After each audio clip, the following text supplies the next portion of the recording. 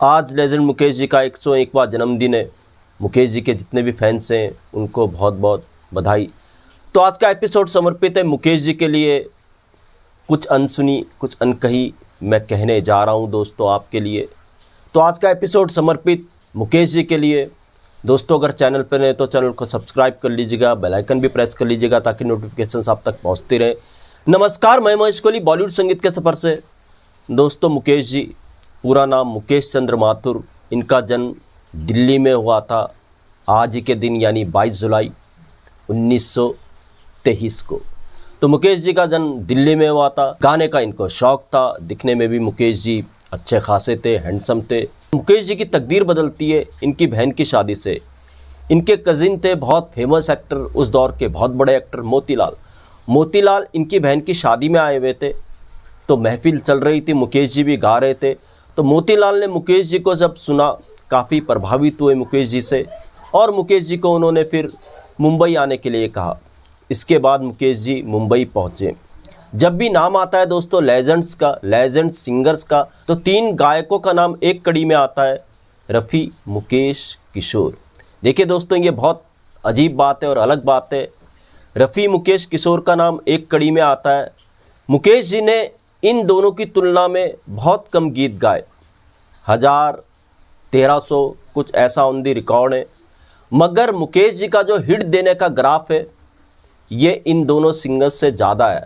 जैसे अगर मुकेश जी ने 1000 गीत गाए, 800 उन गीतों में से हिट रहे। तो ऐसे थे मुकेश जी और ऐसी थी मुकेश जी की आवाज़। और मुकेश जी इन दोनों सिंगर्स से सीनियर भी थे। मुकेश जी जब मुंबई आए, इन्होंने अपना स्ट्रगल शुरू किया, बहुत मदद की थी उस दौर के बड़े एक्टर जो इनके कज़िन भी थे, मोतीलाल जी ने इनकी। तो मुकेश जी को पहली फिल्म मिली थी बतौर एक्टर सिंगर, वो फिल्म थी निर्दोष जो 1941 में आई थी।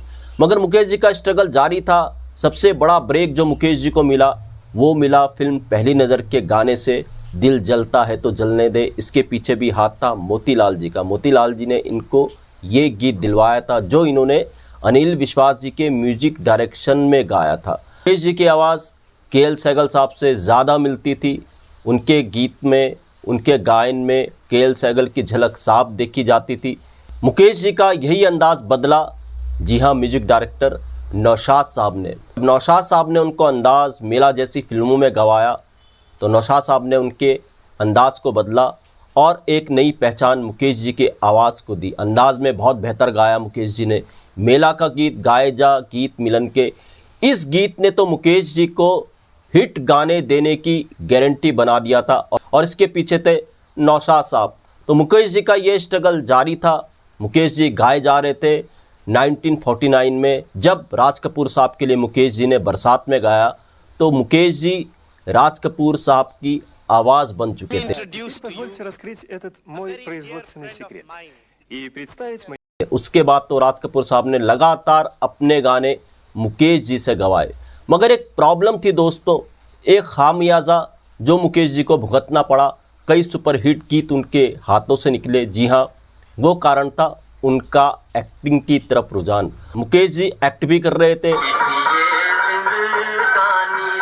गाने भी गा रहे थे, बतौर एक्टर भी काम कर रहे थे। बतौर एक्टर काम करना उनको भारी पड़ गया। मुकेश जी ने कई फिल्में की। पहली उनकी फिल्म थी निर्दोष 1941 में, और उन्होंने कई फिल्में प्रोड्यूस भी की। मल्हार 1951 में, और को प्रोड्यूसर 1956 में एक उन्होंने फिल्म की थी अनुराग।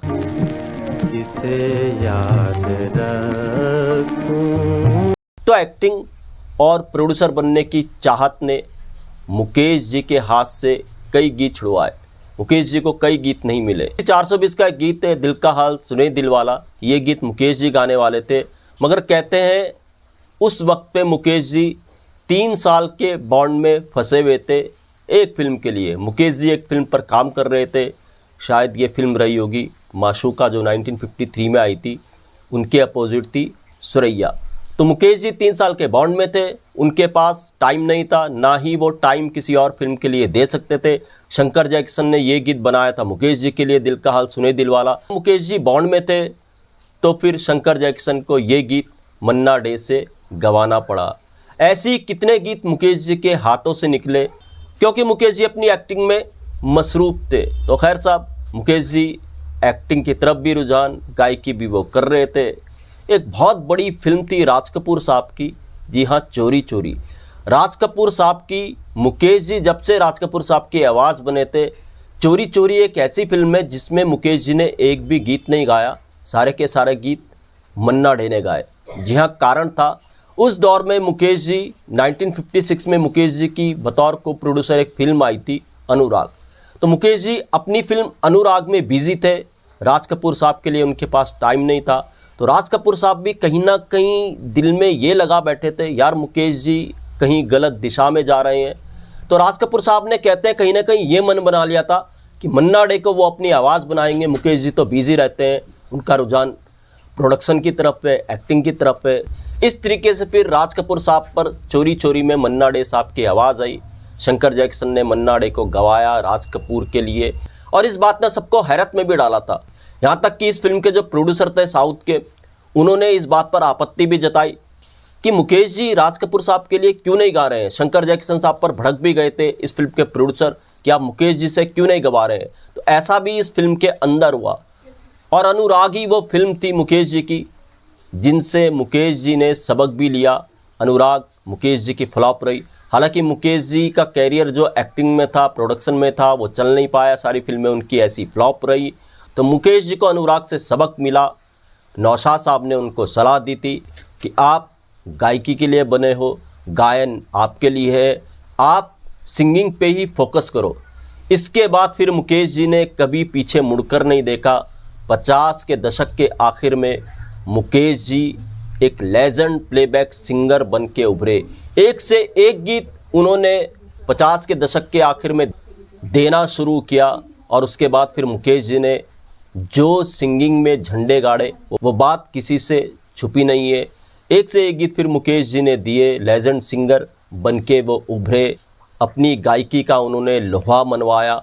खासकर दर्द भरे गीतों के लिए मुकेश जी का कोई सानी नहीं था। जो फील दर्द भरे गानों में मुकेश जी दिया करते थे, शायद ही ऐसी फील किसी और सिंगर ने दी हो, और यही कारण था कि मुकेश जी हिट गाने देने के मामलों में सबसे ज़्यादा आगे थे। कहते हैं उस दौर में किसी भी नए एक्टर को खड़ा कर दो और उस पर प्लेबैक मुकेश जी का दे दो तो वो एक्टर हिट हो जाता था। मतलब मुकेश जी हिट गाने देने की गारंटी बन चुके थे। 60 के दशक में मुकेश जी ने एक से एक हिट गाने दिए, और ये सिलसिला चलता रहा उनकी डेथ तक।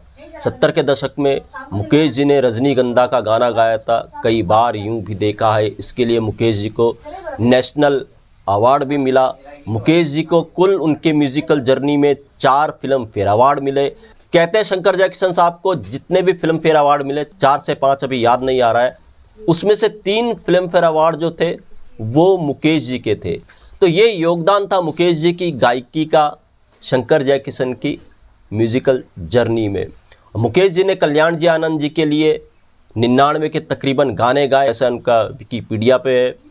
133 उन्होंने शंकर जयकिशन के लिए गाए, और बाकी गीत और म्यूजिक डायरेक्टर्स के लिए उन्होंने गाए। यानी सबसे ज़्यादा जो उन्होंने गीत गाए वो शंकर जैक्सन के लिए गाए, दूसरे नंबर पर उन्होंने कल्याण जी आनंद जी के लिए गाए, बाकी और म्यूजिक डायरेक्टर्स के लिए उन्होंने अपने गीत गाए। और एक बात और है, मुकेश जी राज कपूर साहब की आवाज़ थे। सबसे ज़्यादा मुकेश जी ने प्लेबैक दिया राज कपूर साहब के लिए। दूसरे नंबर पे जो मुकेश जी ने प्लेबैक किया वो किया मनोज कुमार साहब के लिए। मनोज कुमार साहब भी अपना प्लेबैक चाहते थे कि ज़्यादा से ज़्यादा मुकेश जी उनके लिए प्लेबैक करें, और 1976 27 अगस्त अनफॉर्चुनेट मुकेश जी बहुत कम उम्र में, महज 53 साल की उम्र में इस दुनिया को अलविदा कह गए। डेट्रॉइट मिशिगन में आखिरी सांस उन्होंने ली। हार्ट अटैक से उनका निधन हुआ था। मुकेश जी का आखिरी गाना राज कपूर साहब की फिल्म सत्यम शिवम सुंदरमी का था। जी हाँ, गाना था चंचल शीतल निर्मल कोमल। और कहते हैं मुकेश जी जब शोज़ के लिए गए थे, जो उनका आखिरी शो साबित हुआ। जी हाँ, कहते हैं इस शो से लौटने के बाद सत्यम शिवम सुंदरम के लिए वो और एक गीत गाने वाले थे, वो औरत है तू महबूबा, जिसको बाद में नितिन मुकेश जी ने लता जी के साथ गाया। दोस्तों ऐसे थे मुकेश जी। आज का एपिसोड उनको समर्पित था। तो दोस्तों थोड़ी बहुत बातें जो आज मैंने उनके जन्म दिवस पर की, आपसे उम्मीद करता हूँ आपको पसंद आई होंगी। तो दोस्तों फिर मिलूंगा किसी और वीडियो में किसी और किस्से के साथ। तब तक महेश कोहली को दीजिएगा इजाजत। Good bye, good luck and take care.